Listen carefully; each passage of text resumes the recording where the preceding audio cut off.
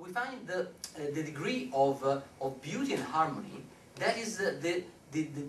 differentiating element from whichever other literary production that doesn't possess this intimate quality, because it doesn't reach our heart with and our mind with this beautiful and harmonic degree of beauty and similarity to nature. So it's what emerges from these verses and Virgil's verses and Tolkien's verses is not just the possibility of comparing the vision of nature of a Latin author and the vision of nature of a South African English author of the 20th century who created an imaginary world, but a series of implications concerning all other possible authors. That's why I moved from this premise and reached other consequences. What sort of multiplied these implications, determining a kind of chain effect of the sort that I mentioned, was something that I wasn't yet fully aware of. But then I found the confirmation for this when I read the essay on fairy stories that Tolkien wrote, and I read in that how much importance he paid to the value of subcreation, the concept of secondary creation or subcreation. That is, the ability that a writer has, and especially a fantasy writer has, to create a secondary world, a parallel dimension, in which the readers, or the listeners, in case he's telling the story aloud, feel completely absorbed, so that they momentarily forget the world they come from, and identify themselves with the dimension and the characters belonging to that imaginary world. We must remember that Tolkien is completely against the risk and the concept of escapism, that is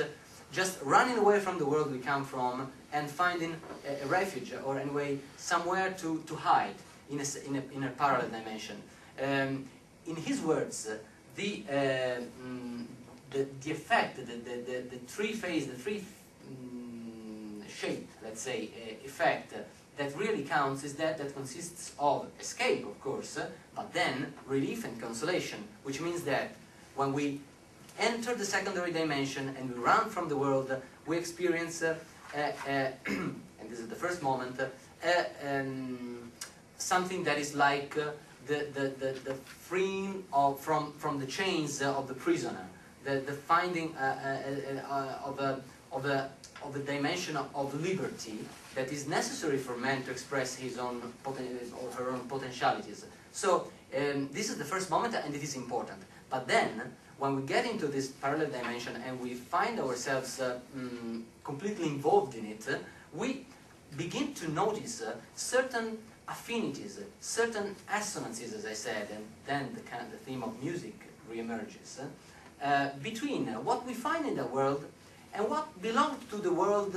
we came from in the very beginning, at the moment of the escape. So, for instance, we may feel strangely comforted and at home in the description of a house like that of Maggots, and we may long for something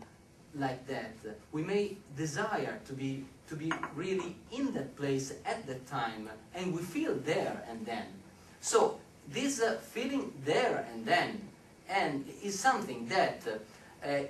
almost by itself, almost automatically, and without us possibly thinking about it, because our brain is not working in this case, it's our subconscious part that is working, we feel more here and now in the real world. That is, after the escape, what is triggered is an effect of relief that has to be interpreted, in my opinion, as a return to the world we came from. And this effect of this refreshing effect of escape plus relief is what Tolkien calls consolation,